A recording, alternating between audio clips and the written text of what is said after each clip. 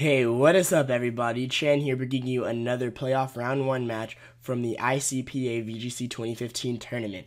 So on the bottom we're going to have Evan Bates from University of North Texas carrying a team of Kangaskhan, Sylveon, Thundurus T, and Aegislash, as we're going to be seeing Sam Bentham from Oxford University carrying a team of Hydreigon, Rotom Wash, Cresselia, and Landorus T. So we're going to jump right on into this battle, and we want to see how it is going to play out.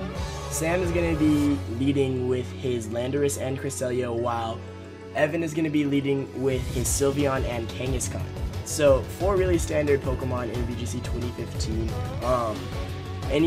Basically this is going to be a really big turn because whatever they do here can affect the battle for the rest of the battle and set up victory or defeat for either player. So Evan's going to make a smart play going straight for a fake out onto the Cresselia, just because if he loses a lot of speed on his team, he actually can lose this battle really easily. And Cresselia being notorious in this format for carrying a lot of speed control, Icy Wind, Thunder Wave, and Trick Room. So he's going to go for a fake out, and he's going to get Rocky Helmeted twice, which is going to take a huge amount of damage from the Kangaskhan. And the Earthquake is not going to be kind to him either, taking a lot from the Kangaskhan and getting a critical hit on the Sylveon. Sylveon is going to survive though and get a Hyper Voice off onto the Landorus. It's going to do basically the same amount of damage that it took. So now Kangaskhan is going to go for a Sucker Punch onto the Landorus, making sure that it goes down, not wanting to take any more damage from that monster. While Sylveon is going to go for another Hyper Voice, but not after the Cresselia is going to go for a Psychic and take out, not take out the Sylveon. It's going to take it down to 2 HP though, so it's going to be really close. So Cresselia is going to go down to a sliver of HP as Sam is going to bring out his Rotom. So Evan's going to make a smart switch into the Thundurus just in case he tries to get Thunder Waved onto the Kangaskhan slot or Thunderbolted onto the Kangaskhan slot, but Sam's going to make the smart play and go for the Thunderbolt onto the Sylveon. So here we're going to see Cresselia go for Trick Room. So Thundurus obviously going to be the fastest Pokemon on the field unless that Rotom has a Scarf. As we are going to see, that Rotom does not have a Scarf. So Aegislash is going to come out being the slowest Pokemon on the field and is going to go straight for a Shadow Ball onto the Rotom, bringing it under 50% and getting the special defense drop and popping its Citrus Berry. So we're going to see that Rotom go back up to around 65 to 70% health, and we're going to be seeing the Cresselia go for an Ice Beam onto the Thundurus, bringing it just under 50%. So really intense match here we've got. The Rotom is going to go for a Light Screen, and the Thundurus is going to go for a Thunderbolt onto the Cresselia, finally taking it out. So that Cresselia is gone, but it did do its job. It set up the Trick Room. Evan is still kind of at an advantage because he does have the Aegislash, which is the fastest thing on the field right now. So it's going to go for another Shadow Ball and take out the Rotom. It gets the critical hit, but I'm not sure that it mattered because of the special defense drop that we saw earlier in the game, as the Hydreigon is going to go for a Dark Pulse and easily take out the Aegislash, because we all know a super effective attack on Aegislash is going to kill from being not in shield form. Hydreigon's going to reveal its Life Orb, which means that it's not going to actually be able to outspeed the Thundurus in any way, whether this Thundurus is Choice Scarf or Choice Specs. But I'm leaning towards Choice Specs just because even under Light Screen, the amount of damage that it's doing is kind of heavy. So Evan's going to switch back out into his Kangaskhan, trying to get a fake out onto the Hydreigon, but the Hydreigon does protect, and we see that that Thundurus is choiced in some way because it keeps going for Thunderbolt. So Evan getting a Sucker Punch off onto the Hydreigon, being a really crucial amount of damage, as we're going to see later in the battle. So Kangaskhan is going to go down to this Dark Pulse and is actually now going to bring this down to a 1v1, kind of in the favor of Evan just because he does have a little bit more offensive power on his side, being faster, and the Trick Room is going to end this turn. He actually paralyzes the Hydreigon just before the Trick Room ends and gets another Thunderbolt off, bringing it down to just a small amount of HP as the Hydreigon does get the full para on this last turn. This is going to bring Sam to forfeit the match and give round 1 to Evan. Alright guys, we're here with the exciting second round. Both of our players have chosen basically the same teams. Evan switched out his Sylveon for a Talonflame.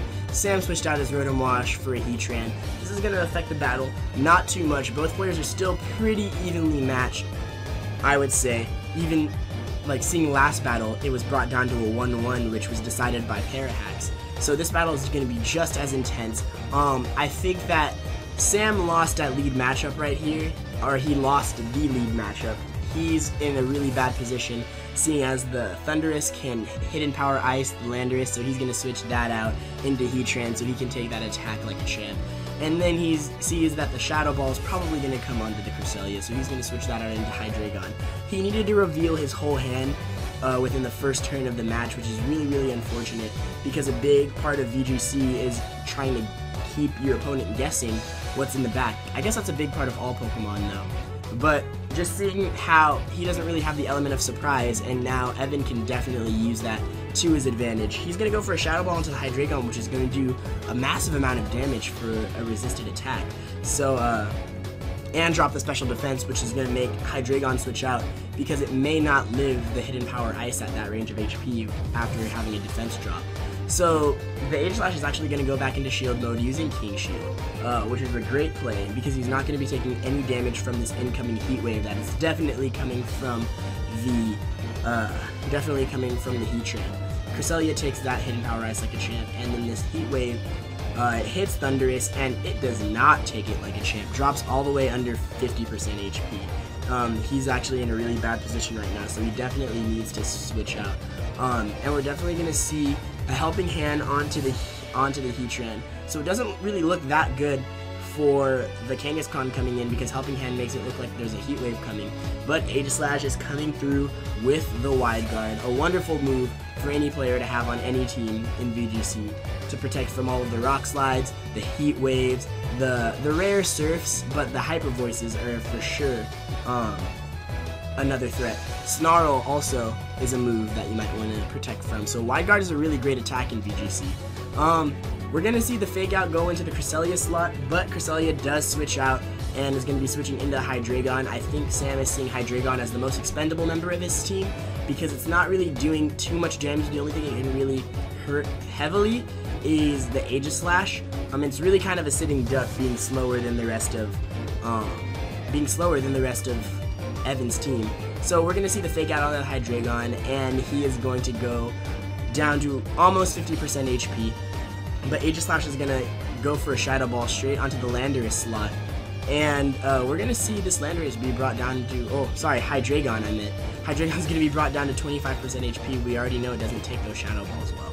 So now he's going to go for a Protect, and we're going to see the Landorus go for a Superpower on to Kangaskhan.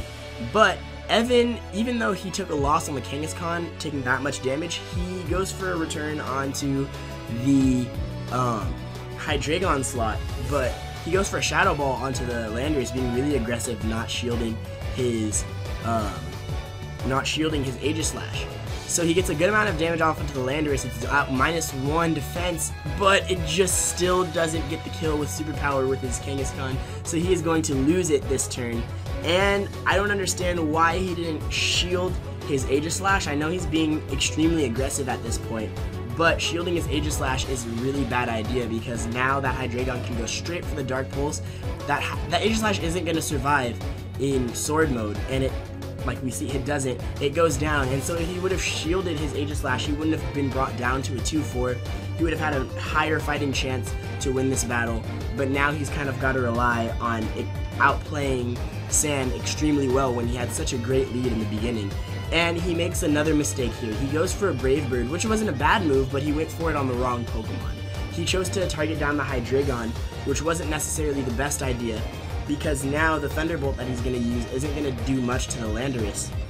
And the Landorus is actually going to be able to take the crucial amount of HP from Thundurus. So Thundurus is going to be brought down to about 43 HP, and that's going to allow the Thundurus to be KO'd by a Flash Cannon from the Heatran. And I mean, the Heatran would have already KO'd the Thundurus with, it would have KO'd the Thundurus with the Heat Wave, as we already have seen. It does about 50%, a little bit more. But he had the chance of missing, which means that luck wasn't necessarily on Sam's side until Evan made 2 mistakes. So Evan makes a couple of mistakes. They're not going to cost him the entire round just yet, but they definitely are going to affect the outcome of this battle, because as we see, going for a 100% accurate flash cannon onto the Thundurus, bringing this battle down to a 2-1 in the favor of Sam. Talonflame cannot do anything to Cresselia or Heatran, so Evan is going to forfeit. Alright guys, we are back with the third and final battle between these two fine players. Evan putting his Pixelate Sylveon back in as opposed to keeping the Talonflame, while Sam is going to keep the exact same team he brought before. This is going to be a very intense match, seeing as the player who takes this is going to take the win.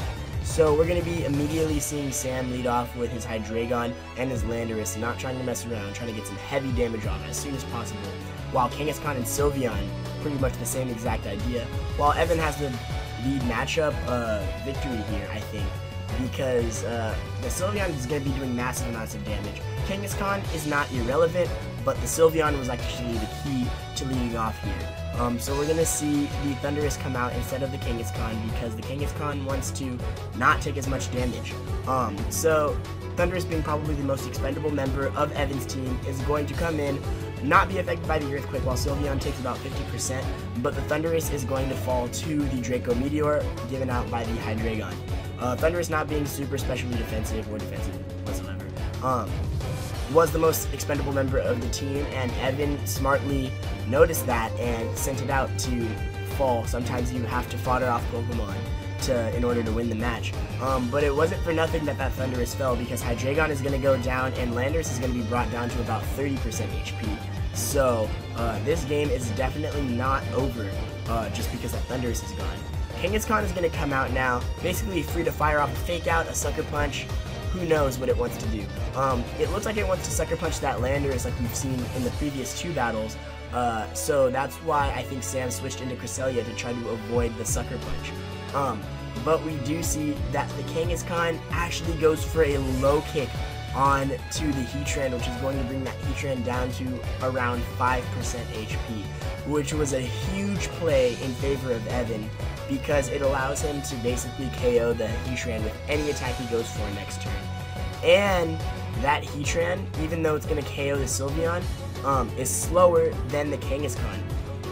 So that's just a great play on his part.